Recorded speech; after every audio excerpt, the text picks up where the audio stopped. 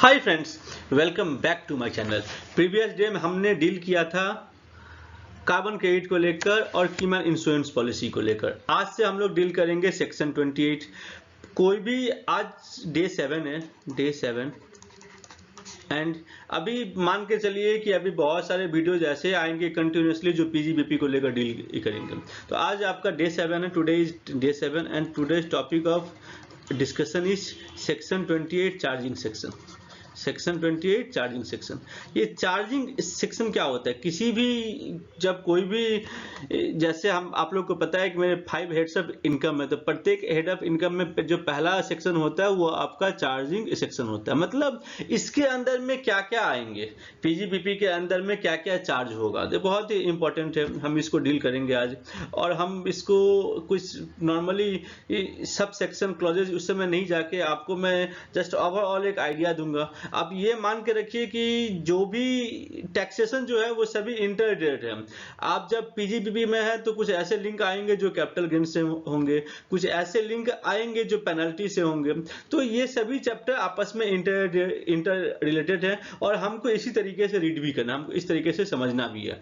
हम उस टॉपिक, जब मैं उस टॉपिक में जाऊंगा तो मैं डिटेल में जाऊंगा। अभी मैं आपको एक सिनॉप्सिस के रूप में या बर्ड्स आई व्यू के रूप में आपको मैं बोल के निकल जाऊंगा। आइए देखते हैं सेक्शन 28। सेक्शन 28 मैंने क्या कहा था? Section 28 is a charging section.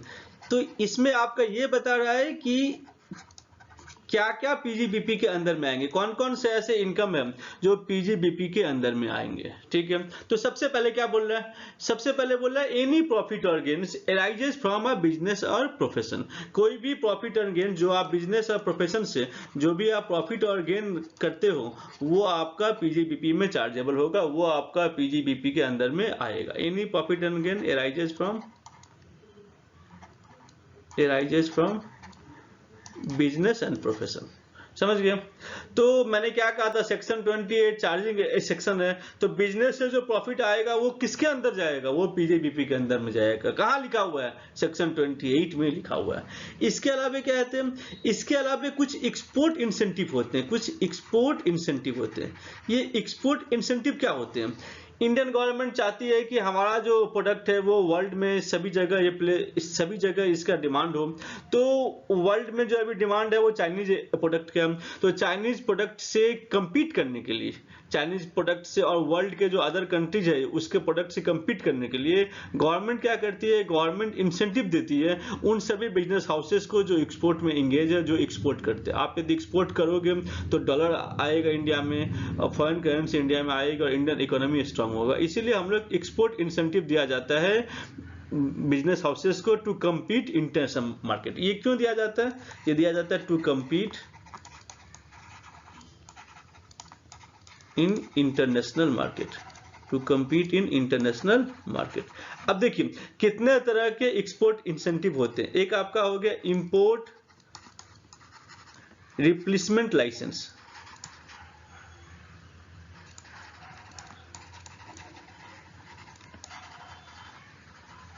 ये क्या होता है?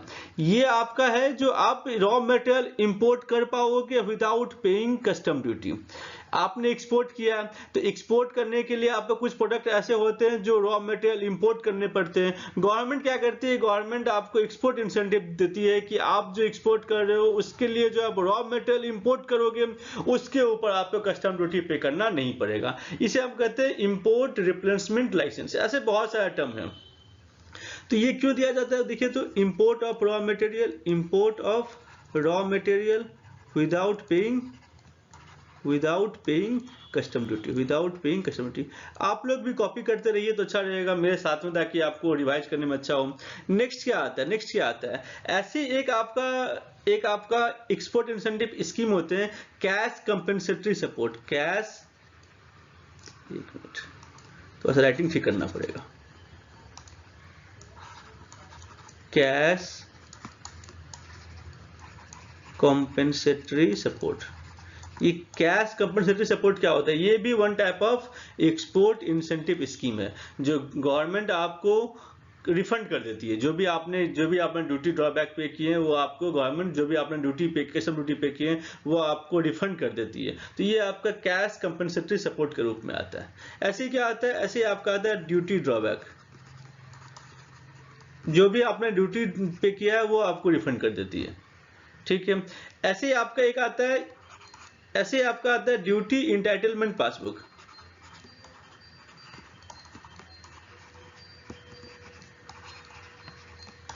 ड्यूटी इंटाइटलमेंट पासबुक, ये क्या होता है, ये भी आपका इंपोर्ट रिप्लेसमेंट स्कीम की तरह ही होता है कि आपको ड्यूटी इंटाइटलमेंट मिलता है। आप चाहो तो आप रॉ मेटेरियल इंपोर्ट कर सकते हो, आप कस्टम ड्यूटी आपको पे करना नहीं पड़ेगा, ऐसे कुछ होते हैं।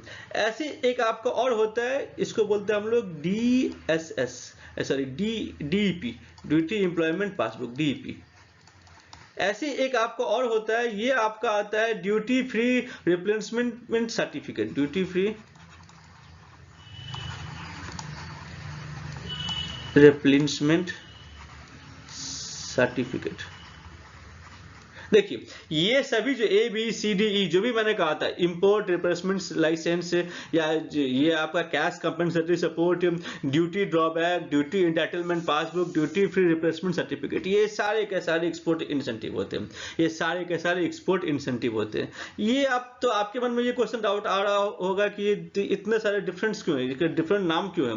बिकॉज ये डिफरेंट कम्युनिटी पर मिलता है। ऐसा नहीं है कि सब आप यदि एक्सपोर्ट करोगे तो आपको ड्यूटी इंपोर्ट रिप्लेसमेंट में ही मिलेगा, या फिर आप ऐसा भी नहीं बोल सकते कि आपको ड्यूटी फ्री रिप्लेसमेंट सर्टिफिकेट ही मिलेगा। ये सारे के सारे आपका डिफरेंट तरह के होते हैं। ये आपका क्या होता है, ये आपको डिफरेंट कमोडिटी पर अवेलेबल होते हैं, available for different community. Suppose कीजिए आपने यदि आयरन ओर यदि एक्सपोर्ट किया है तो उसके लिए अलग आपको मिलेगा। आपने यदि माइनिंग में कुछ किया तो उसके लिए अलग होगा।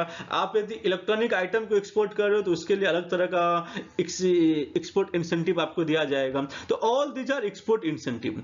क्या होता है, ये जो आपका एक्सपोर्ट इंसेंटिव है, आप इसका यूज भी कर सकते हो या फिर आप इसको ओपन मार्केट में सेल भी कर सकते हो। समझ में आया? ये जो एक्सपोर्ट इंसेंटिव दिया गया है, आप इसको यूज भी कर सकते हो या आप इसको ओपन मार्केट में सेल भी कर सकते हो। तो ये ट्रेडेबल भी होते हैं। तो इस कारण से जो भी आपको गेन अराइजेज होंगे इस सभी पर, एक्सपोर्ट इंसेंटिव पर, या मान लीजिए आपने इंपोर्ट किया और उसके ऊपर आपने कस्टम ड्यूटी पे नहीं किया और you have used the import replacement license या ड्यूटी फ्री रिप्लेसमेंट सर्टिफिकेट, आपने इसका इस्तेमाल कर लिया, तो क्या होगा तो ये भी आपका इनकम ही हुआ ना। आपको एक्सपेंस नहीं पे करना पड़ा। That means that you have, ये आपका प्रॉफिट को सेव कर गया, मतलब ये आपका प्रॉफिट हुआ, ये आपका खर्चा नहीं हुआ, मतलब आपका प्रॉफिट हो गया। तो ये सभी के सभी एक्सपोर्ट इंसेंटिव होते हैं जो बिजनेस हाउसेस को दिया जाता है to compete in international market. क्या क्या होते हैं बताइए? Import replacement certificate, import replacement license, cash compensative support, duty drawback, duty entitlement passbook और ड्यूटी फ्री रिप्लेसमेंट सर्टिफिकेट। ये सारे के सारे आपके अलग अलग एक्सपोर्ट इंसेंटिव होते हैं। इसके नाम डिफरेंट क्यों है? Because these are available for different purpose for different commodities. If some industries are engaged in export of electronic items, they will get some different type of export incentive. Some are engaged in exporting of some minerals, they are getting some different type of export incentive. So these export incentives are to be taken as a part of section 28, are to be charged under PGPP as per section 28. तो ये export incentive PGPP का part है। ये कहाँ लिखा गया है? ये आपका सेक्शन 28 में लिखा गया है। आइए आ गया था। तो अभी तक हमने क्या किया था? मैंने कहा, पहले आपको कहा था कि एनी प्रॉफिट और गेन। सेकंड मैंने क्या किया, जो एक्सपोर्ट इंसेंटिव होते हैं। इसके अलावे और बहुत सारे, इसमें बहुत लंबा चार्ट है, मैं आपको सेक्शन वाइज लेके नहीं जा रहा हूं, मैं सिंपल लैंग्वेज में आपके साथ बातें कर रहा था कि आपको समझ में आए। आप ये देखिए, रिसीट कितने तरह के होते हैं? रिसीट दो तरह के होते हैं। रिसीट दो तरह के होते हैं, पता ही होगा आपको। एक क्या होता है? एक आपका होता है कैपिटल रिसीट और एक आपका होता है रेवेन्यू रिसीट। सोचिए आप लोग, पीजीपीपी के अंदर में क्या आएगा? कौन सा ऐसा रिसीट है जो प्रॉफिट का पार्ट होगा? कौन सा ऐसा रिसीट है जो प्रॉफिट का पार्ट होगा? क्या है ऐसा जो प्रॉफिट का पार्ट होगा? रेवेन्यू रिसीट नॉर्मली टैक्सेबल होते हैं और जो कैपिटल रिसीट होते हैं वो नॉट टैक्सेबल होते हैं। Otherwise state in act. वही कैपिटल रिसीट टैक्सेबल होगा जो एक्ट में कहा गया, वही कैपिटल रिसीट टैक्सेबल होगा। Taxable only if provision of IT income tax act says. समझ में आया? तो रिसीट कितने तरह के हो गए? रिसीट हो गए कैपिटल रिसीट और रेवेन्यू रिसीट। रेवेन्यू रिसीट क्या होता है? ऑलवेज टैक्सेबल होता है, ऑलवेज टैक्सेबल होता है। कैपिटल रिसीट क्या होता है? टैक्सेबल नहीं होता है। टैक्सेबल कब होगा? जब आपके इनकम टैक्स एक्ट में लिखा रहेगा जो टैक्सेबल होगा। अब मैं आपसे पूछूंगा कि कौन सा रिसीट कैपिटल रिसीट है, कौन सा रिसीट रेवेन्यू रिसीट है। ये आप कैसे पता लगाओगे, ये आप कैसे मालूम करोगे? तो ये जो रिसीट है ये कैपिटल रिसीट है, ये रेवेन्यू रिसीट नहीं है, या फिर ये रेवेन्यू रिसीट है कैपिटल रिसीट नहीं है। देयर इज नो फार्मूला, इसका कोई फार्मूला नहीं, इसका कोई फार्मूला नहीं है। ये कौन डिसाइड करता है? ये केस टू केस वेरी करता है, और इस पर जो डिफरेंट जजमेंट होते हैं वो कोर्ट के जजमेंट हमको देखने पड़ते हैं। ये कोर्ट के जजमेंट आपको बोलते हैं कि ये जो पैसा मिल रहा है ये आपका कैपिटल रिसीट है, और ये जो पैसा मिल रहा है ये रेवेन्यू रिसीट है। जैसे ही कोर्ट बोल देगा रेवेन्यू रिसीट है तो वो टैक्सेबल होगा। कोर्ट ने यदि कह दिया है कि ये कैपिटल रिसीट है और एक्ट में किसी अदर जगह नहीं कहा गया है तो वो आपका टैक्सेबल नहीं होगा। ठीक है, समझ गए? तो अब इसको लेकर बहुत सारे कोर्ट के जजमेंट आए, बहुत सारे कोर्ट के जजमेंट आए। जजमेंट को ओवर रूल किया गया। मैंने आपको कहा था कि जजमेंट को ओवर रूल हम कर सकते हैं bye inserting amendment in the finance bill. मैं फिनेंस एक्ट में अमेंडमेंट को इंसर्ट करके मैं कोर्ट के जजमेंट को ओवर रूल कर सकता हूँ। एग्जाम्पल के लिए देखिए, सपोज कीजिए कि XYZ लिमिटेड ने एक एग्रीमेंट किया था ABC लिमिटेड से to supply 1000 piece of computer. देखिए ABC लिमिटेड है और ये आपका XYZ लिमिटेड है। XYZ लिमिटेड ने क्या किया? एक एग्रीमेंट किया ABC से, agreement to acquire capital assets, agreement to acquire capital assets. समझ में आया? तो XYZ ने क्या किया? 1000 पीस ऑफ कंप्यूटर चाहिए, या कोई एक बड़ा प्लांट है जो भी आप मान लीजिए, और उसको कहा गया कि ABC लिमिटेड को कहा गया कि आप मुझे ये सप्लाई कीजिए। इतना बड़ा कॉन्ट्रैक्ट है, ABC लिमिटेड को तैयारी करनी पड़ेगी, नया मैन्युफैक्चरिंग यूनिट सेट करना पड़ेगा, बहुत कुछ खर्च करना पड़ेगा, R&D करना पड़ेगा। अब क्या हुआ?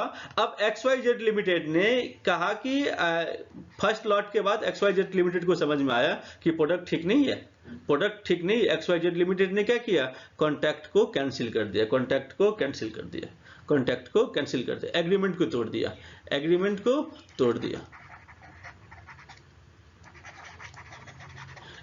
तोड़ दिया, और उसने मना कर दिया मुझे आपका प्रोडक्ट नहीं चाहिए। तब क्या होगा? तब एक क्लॉज था कि आप यदि एग्रीमेंट को तोड़ दोगे, कॉन्ट्रैक्ट को तोड़ दोगे तो आपको पेनल्टी पे करना पड़ेगा। से for example penalty of ₹10 lakh, तो पेनल्टी ऑफ ₹10 लाख कौन पे करेगा? XYZ लिमिटेड पे करेगा। किसको? ABC लिमिटेड को पे करेगा। ABC लिमिटेड को पे करेगा। किस लिए पे करेगा? क्योंकि ब्रीच ऑफ कॉन्ट्रैक्ट हो गया, टर्मिनेशन ऑफ द कॉन्ट्रैक्ट हो गया, modification of the terms of contract हो गया। ये सारे वर्ड्स आपको सुनने को आएंगे, termination of contract, breach of contract, modification of terms of contract. इस सब के लिए आपने पेनल्टी पे किया। तो नॉर्मली क्या हुआ? XYZ लिमिटेड ने पेनल्टी पे किया, ये आपका पेनल्टी पे किया। किसको पेनल्टी पे किया? ABC लिमिटेड को पेनल्टी पे किया। तो बताइए ABC लिमिटेड के जो ये पेनल्टी मिला है उसके हैंड में क्या होगा? ये टैक्सेबल होगा या नहीं होगा? SSC ने कहा कि ये टैक्सेबल होगा, ABC लिमिटेड ने कहा नहीं, ये मेरा कैपिटल रिसीट है, ये तो रेवेन्यू रिसीट है ही नहीं, क्योंकि सिंस ये ब्रीच ऑफ कैपिटल, ये आपका जो पैसा हमें जो पेनल्टी मिल रहा है वो कैपिटल नेचर का है, क्योंकि कैपिटल एसेट्स के कॉन्ट्रैक्ट को टर्मिनेट करने का मुझे मिल रहा है, तो this is in the nature of capital receipt, ये मेरा टैक्सेबल नहीं होगा। सभी कोर्ट गए, कोर्ट में जाके कोर्ट ने कहा, सुप्रीम कोर्ट ने कहा कि अब सेवरल हाई कोर्ट्स ने कहा कि ये जो ABC लिमिटेड को जो पेनल्टी मिल रहा है that is capital receipt in nature, ये कैपिटल रिसीट इन नेचर है, इसीलिए ये आपका टैक्सेबल नहीं होगा। समझ में आया? क्लियर है? ये आपका टैक्सेबल नहीं होगा। इसके अलावा मैं एक केस आपके साथ में और डील करना चाहता हूं। ये केस आपका खन्ना आनंदम। नाम आप लोग गौर कीजिएगा, खन्ना आनंदम। खन्ना आनंदम एक बहुत बड़ा सीए फॉर्म था, एक टाइम में बहुत बड़ा सीए फॉर्म था, और वो एक फॉरेन सीए फॉर्म का सब्सिडरी था, फॉरेन सीए फॉर्म का सब्सिडरी था। तो खन्ना आनंदम ने क्या किया था, खन्ना आनंदम वाले केस में क्या हुए थे, जो फॉरेन कंपनी का जो सब्सिडरी है, उसने, जो फॉरेन कंपनी है, जो फॉरेन सीए फॉर्म है, उसने अपने सारे कॉन्ट्रैक्ट तोड़ दिए खन्ना आनंदम से। जो दिल्ली, ये खन्ना आनंदम एक दिल्ली बेस्ड सीए फॉर्म था, सारे के सारे कॉन्ट्रैक्ट तोड़ दिए खन्ना आनंदम से, और बदले में इस कॉन्ट्रैक्ट जो भी उसका वो सारे क्लाइंट्स जो फॉरेन कंपनी के जो इंडियन क्लाइंट्स थे उसको डील करता था खन्ना आनंदम। तो ये एग्रीमेंट को तोड़ दिया है कि अब ये क्लाइंट खन्ना आनंदम को नहीं देगा। तो बदले में उस फॉरेन कंपनी ने क्या किया, खन्ना आनंदम को 50 करोड़ रुपीस दिए for the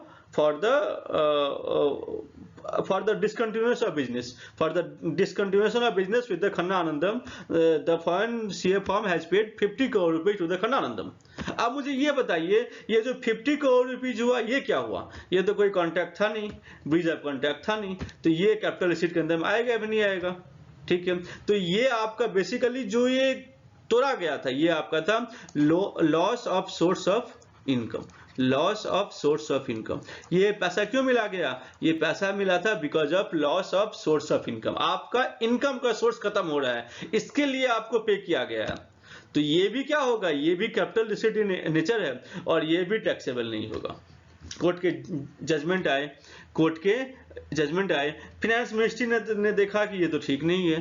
फाइनेंस मिनिस्ट्री ने क्या किया, फाइनेंस मिनिस्ट्री ने उस सारे जजमेंट को ओवररूल कर दिए, जो breach of contract, termination of contract, modification of terms of contract और loss of source of income, इस सब के कारण जो इनकम जनरेट हो रहा था, जो कैपिटल रिसीट जनरेट हो रहा था, वो टैक्सेबल नहीं हो रहे थे because of capital receipt, because of capital in nature. और several courts, high court, supreme court ने जजमेंट दिए कि all these are in the nature of capital receipt, so it is not taxable under PGBP, so it is not taxable at all.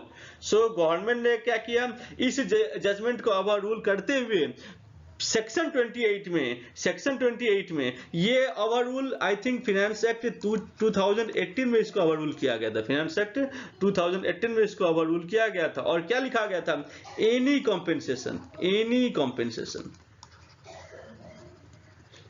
compensation in terms of breach of contract, modification of contract, loss of source of income, जो भी आपको मैंने कहा loss of source of income, इस सब से जो पैसा मिलेंगे वो सारे के सारे पीजीबीपी के अंदर में आएंगे। Taxable under the head PGBP, taxable under the head PGBP. ये कहा गया था, ये सेक्शन 28 में कहा गया, सेक्शन 28 में कहा गया। समझ गए?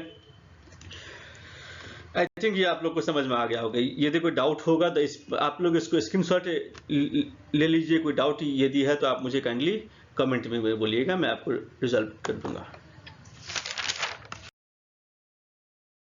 आइए, ऐसे ही फिर अब ये जो अभी जो मैंने आपको कहा था कि खन्ना आनंदम का, और एक जो मैंने एबीसी लिमिटेड के जो मैंने आपको बताए थे, जो loss of source of income, breach of terms of contract, इस कारण से जो कंपनसेशन मिल रहा है, तो ये सारे के सारे आपके पीजीबीपी के अंदर में आएंगे। अब मुझे एक बताइए, एक केस हुआ था सौराष्ट्र सीमेंट का, सौराष्ट्र सीमेंट लिमिटेड,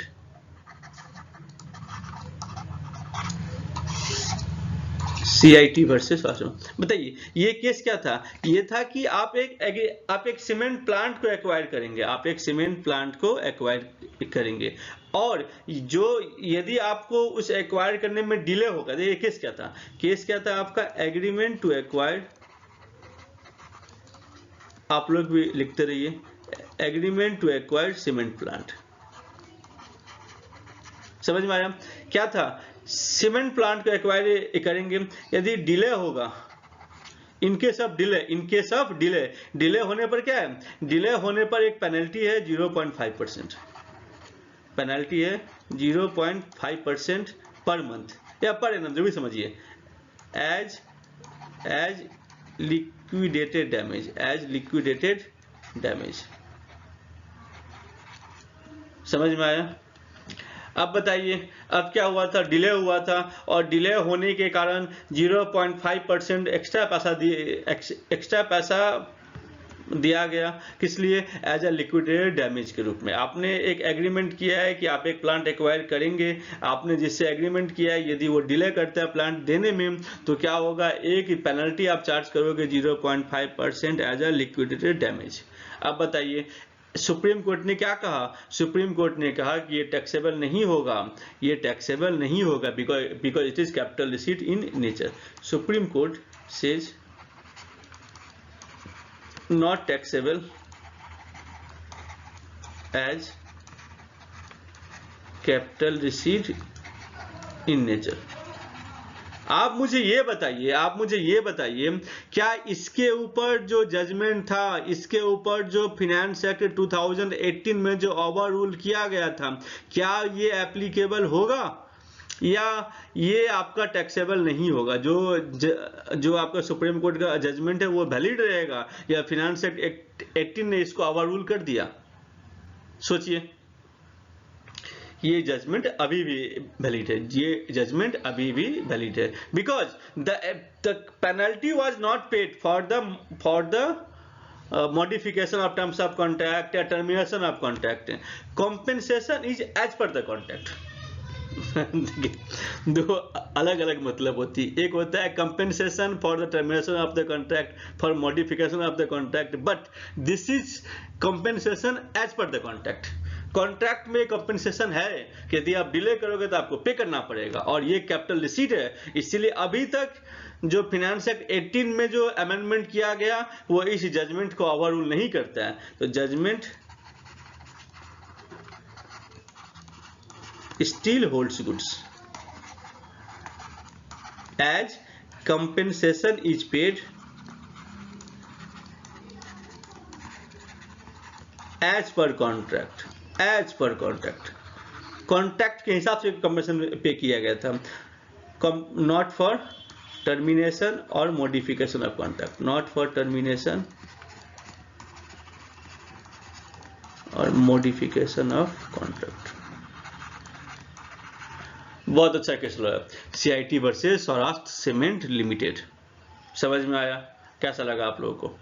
आगे बढ़ते हैं।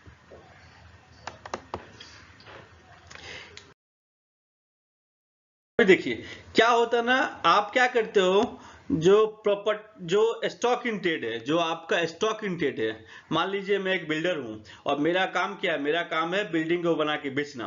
तो बिल्डिंग भी मेरा क्या स्टॉक इन ट्रेड हो गया, मैं उसमें से एक बिल्डिंग को मैंने अपने पर्सनल के लिए एक्वायर कर लिया। तो ये क्या होगा, जो मैंने पर्सनल के लिए एक्वायर किया गया है, तो ये भी आपका माना जाएगा कि सिंस आपका जो एक आपने प्रॉपर्टी को कन्वर्ट किया है, जो स्टॉक इन ट्रेड से जो आप कैपिटल एसेट्स में जो आप कन्वर्ट किए हो, ये आपका माना जाएगा ट्रीटेड एज इनकम। देखिए क्या लिखा है, I think black colour better है। कन्वर्सन ऑफ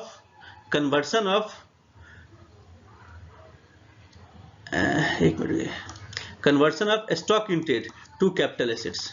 जब कहीं भी आप स्टॉक इन ट्रेड को कैपिटल एसेट्स में कन्वर्ट करते हो तो क्या होगा, fair market value on the date of conversion,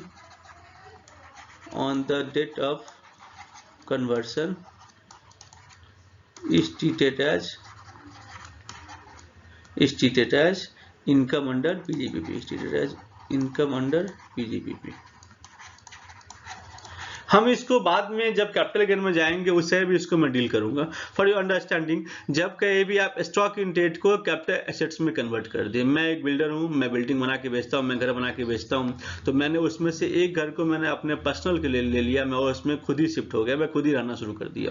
तो ये जो कन्वर्सन हो रहा है स्टॉक इन ट्रेड से कैपिटल एसेट्स में जो कैपिटल एसेट्स में जो कन्वर्सन हो रहा है, ये कन्वर्सन को माना जाएगा एज अ बिजनेस इनकम, और ये टैक्सेबल होगा सेक्शन 28 में। ये आपका सेक्शन 28 में कहा गया है।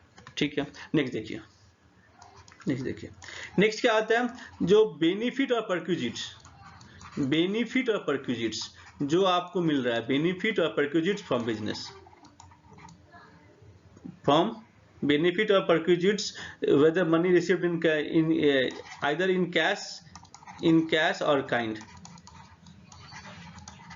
arises from business, is also treated as income,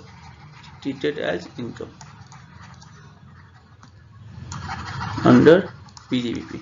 suppose कीजिए मैं एक रिटेलर हूँ, मैं सैमसंग का टीवी सेल करता हूँ, मैं सैमसंग के प्रोडक्ट्स में सेल करता हूँ। सैमसंग कंपनी ने आके मुझे कहा कि आप बहुत अच्छा प्रोडक्ट सेल कर रहे हो, आपने एक टारगेट अचीव कर लिया है, इसलिए आपको एक सिंगापुर विद फैमिली टूर का मैं आपको एक टिकट दे रहा हूँ, आप जाइए, आप सिंगापुर घूम के आइए।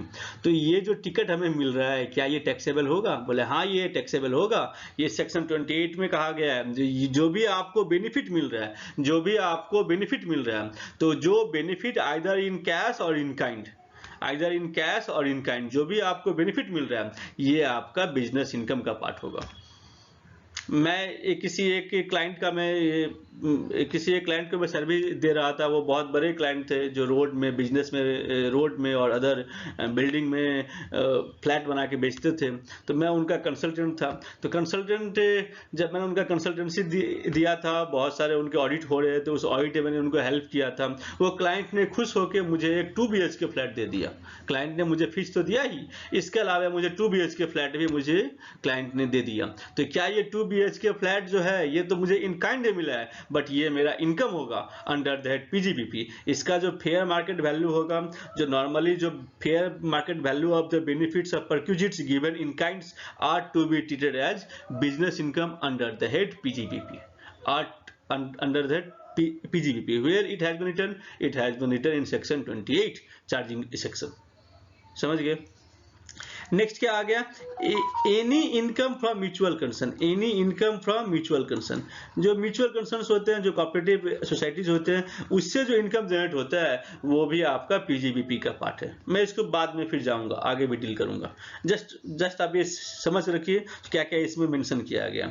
नेक्स्ट क्या होता है? जो पार्टनरशिप फॉर्म होते हैं, पार्टनरशिप फॉर्म से जो सैलरी मिलता है या अदर जो इंटरेस्ट टू पार्टनर्स मिलते हैं, ये क्या होगा? ये आपका पार्टनर के हैंड में taxable as a business income. Partnership firm से जो सैलरी या इंटरेस्ट मिलता है, इंटरेस्ट टू पार्टनर्स, हम इसको अधिक और डिटेल में जाएंगे जब मैं आपका पार्टनरशिप फॉर्म का असेसमेंट कराऊंगा तब। फॉर योर अंडरस्टैंडिंग मैं आपको बोल दे रहा हूँ, सैलरी और इंटरेस्ट का पार्टनर जो होता है, ये क्या होगा? ये आपका taxable in the hand of partners as business income, समझ गए? ये आपका PGBP का पार्ट होगा। कहाँ लिखा गया है? सेक्शन 28 में लिखा गया। जो भी सैलरी और इंटरेस्ट टू पार्टनर्स मिलता है, वो आपका taxable in the hand of partners as a business income under the head PGBP। ठीक है, आगे देखिए। एक आपका हो नॉन कम्पीट फीस। कि नॉन कम्पीट फीस क्या होती है? नॉन कम्पीट फीस क्या होती है कि सपोज कीजिए कि दो बड़े बड़े बिजनेस हाउसेस है, एक ही जगह पर, एक ही लोकेलिटी में 2 बिजनेस हाउसेस है, या एक ही सिटी में 2 बिजनेस हाउसेस है, दोनों सिमिलर नेचर बिजनेस करते हैं। तो क्या होगा? पहला बिजनेस बोलेगा कि भाई तुम इस जगह से हट जा, तुम इस एरिया को मेरे लिए छोड़ दे, तुम किसी और जगह जाके बिजनेस कर या कुछ और बिजनेस करो। तो ये जो आप बिजनेस नहीं करोगे, ये आप कंपटीशन नहीं करोगे, इसके लिए एक नॉन कंपीटिंग फीस पे किया जाएगा। ये जो आपका सोर्स ऑफ इनकम लॉस हो रहा है, ये जो आप कंपटीशन से दूर जा रहे हो, इसके लिए आपको नॉन कंपीटिंग फीस पे किया जाएगा। ये जो नॉन कंपीटिंग फीस होगा, ये आपका माना जाएगा क्या? ये आपका बिजनेस इनकम माना जाएगा under the head PGBP। Suppose कीजिए जो ABC लिमिटेड है, XYZ लिमिटेड है। क्या हुआ था? ABC लिमिटेड ने XYZ लिमिटेड को नॉन कम्पीट फीस पे किया कि आप यहां पर बिजनेस मत कीजिएगा। तो कितना रुपया पे किया? ₹10 करोड़। तो ये 10 करोड़ किनको मिला था? 10 करोड़ XYZ को मिला था। तो ये जो 10 करोड़ रुपीज है, ये क्या माना जाएगा? ये माना जाएगा PGBP, ये माना जाएगा income under the head PGBP। PGBP income, profit and gains from business and profession माना जाएगा, profit and gains from business and profession माना जाएगा, ये पीजीबीपी माना जाएगा। समझ गए? अभी देखिए, जो एबीसी लिमिटेड ने जो ये पे किया, ये एबीसी लिमिटेड ने जो नॉन कम्पीट फीस पे किया, ये एबीसी लिमिटेड के लिए ये 10 करोड़ क्या होगा, ये 10 करोड़ क्या होगा, ये 10 करोड़ उनके इंटेंजिबल एसेट्स में आएंगे, इंटेंजिबल एसेट्स में आएंगे। Non compete fees is also a intangible assets and chargeable to tax at the rate of 25%। ये आपका sorry depreciation, chargeable to depreciation at the rate of 25%। समझ में आ गया? तो क्या हो गया, जो नॉन कम्पीट फीस होता है, not to doing business, not to continuing business है, तो amount received for not sharing any know how, copyright, trademark, licence और कंपीटिंग और नॉट डूइंग बिजनेस है, ये जितने भी आपके आएंगे ये सभी आपका पीजीबीपी के अंदर में आएगा। जिसको मिला उसके लिए पीजीबीपी, और जो दिया उसके लिए इंटेंजिबल एसेट्स डिप्रेशन क्लेम करेंगे 25%। नेक्स्ट 1-2 वीडियो के बाद हम लोग डिप्रेशन में जाएंगे, तब आपको ये कंसेप्ट और बेटर से समझ में आ जाएगा। देखिए, तो मैंने क्या कहा आपको, amount received for not sharing या not doing, not sharing what, copyright, know how, patent, ये सभी जो आपको मिल रहा है ये सभी किस में आएंगे, ये आपके पीजीबीपी में आएंगे। जैसे मैंने आपको कहा था, ये कहाँ लिखा गया है, ये सेक्शन 28 में लिखा गया। ये कहाँ लिखा गया, सेक्शन 28 में लिखा गया। समझ गए आप लोग? ये आपका सेक्शन 28 में लिखा गया। और इसके बाद क्या होगा, इसके बाद आपका आता है keyman insurance policy. Keyman insurance policy, keyman insurance policy से यदि जो सरेंडर वैल्यू या मैच्योर वैल्यू यदि कंपनी को मिलता है, तो ये कंपनी के हैंड में keyman insurance policy, keyman insurance policy. जो कीमैन इंश्योरेंस पॉलिसी क्या होता है, मैंने इसके पीछे वाले वीडियो में मैंने डील किया था।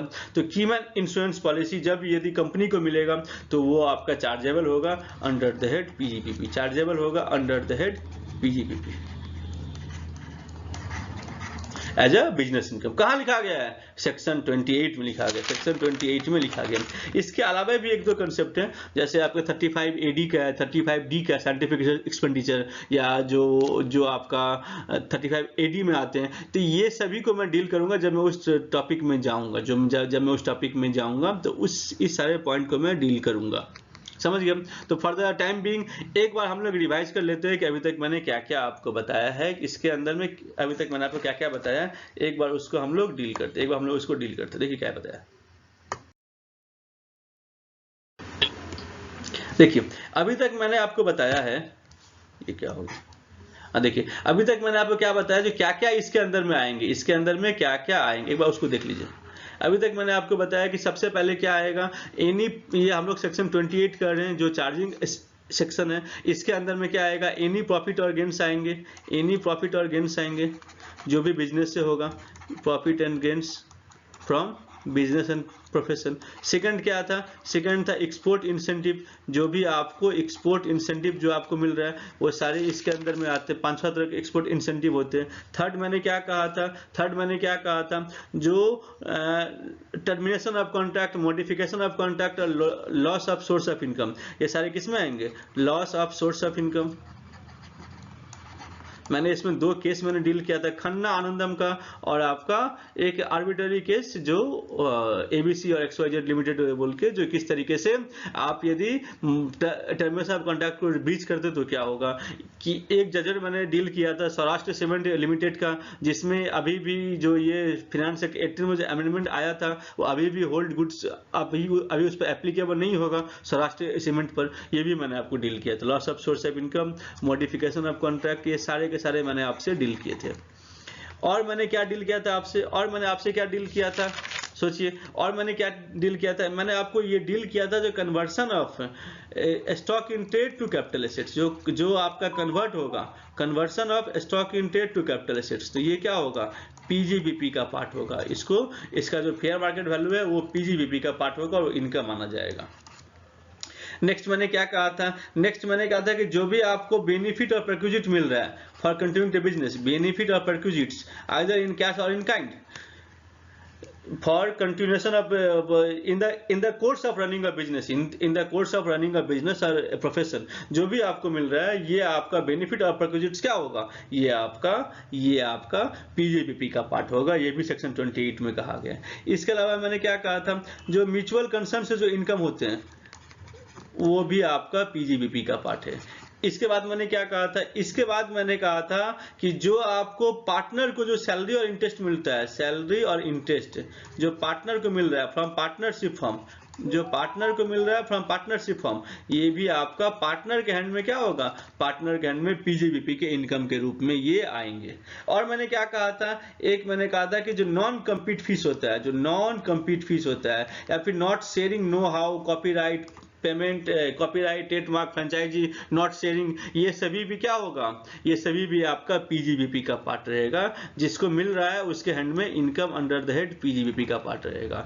ये भी सेक्शन 28 में कहा गया था। और लास्टली मैंने क्या डील किया था, लास्टली मैंने डील किया था कीमैन इंश्योरेंस पॉलिसी। लास्टली मैंने डील किया था कीमैन इंश्योरेंस पॉलिसी। जो कीमैन इंश्योरेंस पॉलिसी होते हैं इसके ऊपर जो पैसा मिलेगा ये भी आपका पीजीबीपी का पार्ट रहेगा। समझ गए, ठीक है। इसके अलावा कुछ छूट गया, 35D छूट गया, 35AD छूट गया, वो सभी जब उस टॉपिक में जाऊंगा तो मैं डील करूंगा। फॉर योर आज के लिए सेक्शन 28 के लिए इतना ही समझिए, और बहुत ही सिंपल लैंग्वेज मैंने डील करने का कोशिश किया। थैंक यू फ्रेंड्स, बहुत ही सिंपल लैंग्वेज में मैंने डील करने का कोशिश किया है विथ केस लॉ, ताकि आपको ये याद रहे। मैं चाहता तो इस टॉपिक को मैं बहुत जल्दी फिनिश कर देता, लेकिन मैंने जानबूझ के आपको स्टोरी के साथ बताया हूँ ताकि आपको सब कुछ समझ में आ जाए और आपके अंडरस्टैंडिंग के लिए अच्छा हो, आप इसको प्रैक्टिकली एग्जाम में अप्लाई कर पाओ।